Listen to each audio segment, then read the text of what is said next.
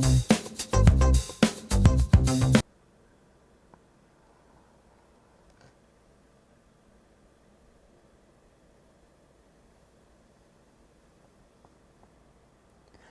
I am Carlos, otherwise known as Vilos, and this is my Party Invite 2020 Retrospective.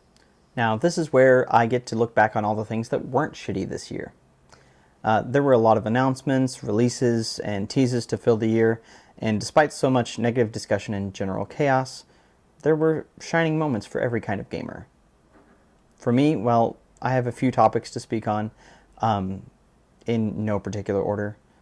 In my attempt to become more prominent at a professional gamer level, I forced myself to tackle my backlog of games for a 12-week gauntlet of playing and blogging. Now, during this time, I was calculated and determined to finish games. In those 12 weeks, I completed 17 games. And on the year, I've completed 22 or 23 games now. I'm going back to some deleted titles to confirm as I record this. With 6 of those games being new releases. I'm really proud of the time I've put into my personal gaming goals this year, and I'm looking forward to the start of my 2020 goals. My next favorite 2020 topic would be Rogue Company.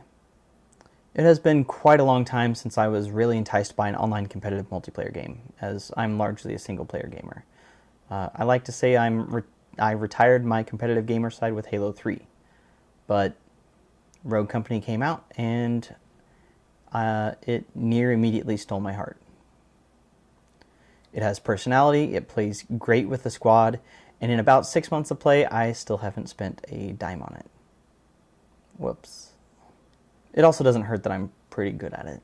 Now, despite a handful of glitches, party chat, the constant updates, the content drops, the Reddit posts from the developer First Watch Games, they all gave me the confidence to say that Rogue Company is my go-to game for getting that competitive release.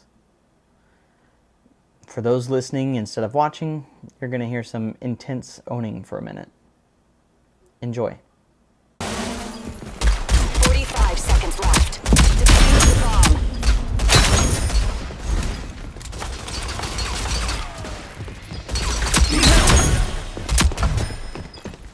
On the way. This is what I do. 30 seconds. Defuse the bomb. Fine, thanks.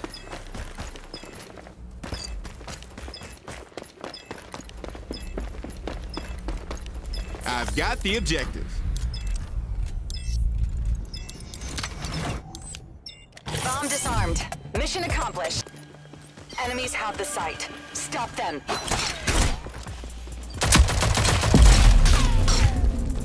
Enemy spotted.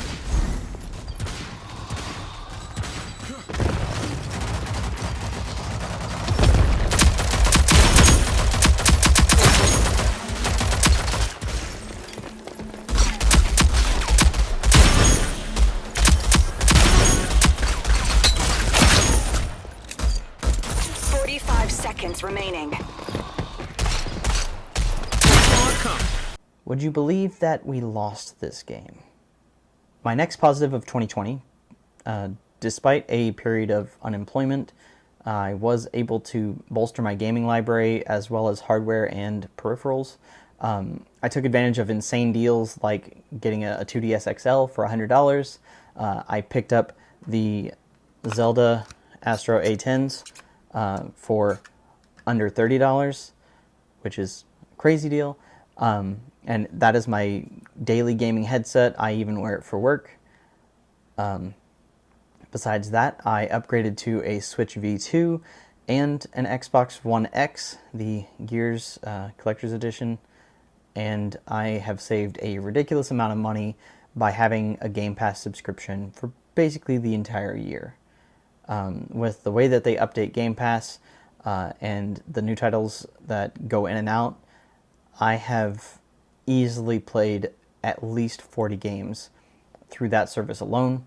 And if I had bought all those games outright, well, I wouldn't have been able to do that. That leads me to my next point.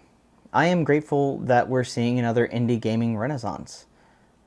Whether it's a one-man team like Phasmophobia, 3 developers for Among Us, or a larger but still independent team for Hades, Ori and the Will of the Wisps, Fall Guys, Spiritfarer, Carrion, independent developers are pumping out not only quality games, but they're games that find monetary success as well. And with the PR hits that AAA titles like Cyberpunk and Last of Us have had all year, indies are finding their stride, and they're quickly taking over the mainstream gamers' time.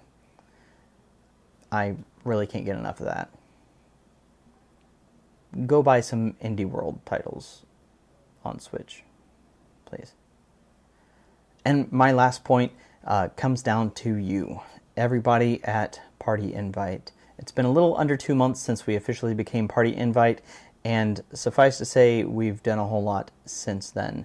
We've grown as a community, we've made a lot of content, and what I'm proud of right now and most recently is we're at almost $950 on our Extra Life fundraiser for Children's Mercy Hospitals, and that I couldn't be more proud of.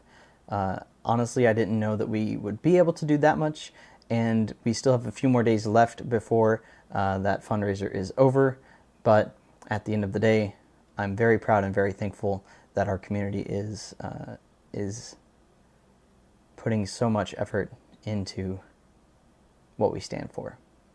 I know there's plenty to look forward to in the near future, and I hope that you stick with us, and I hope that you keep telling us what you'd like to see, how you'd like to get involved. We love that, and for the next event or fundraiser that we end up doing, as long as you're there, that's all that matters.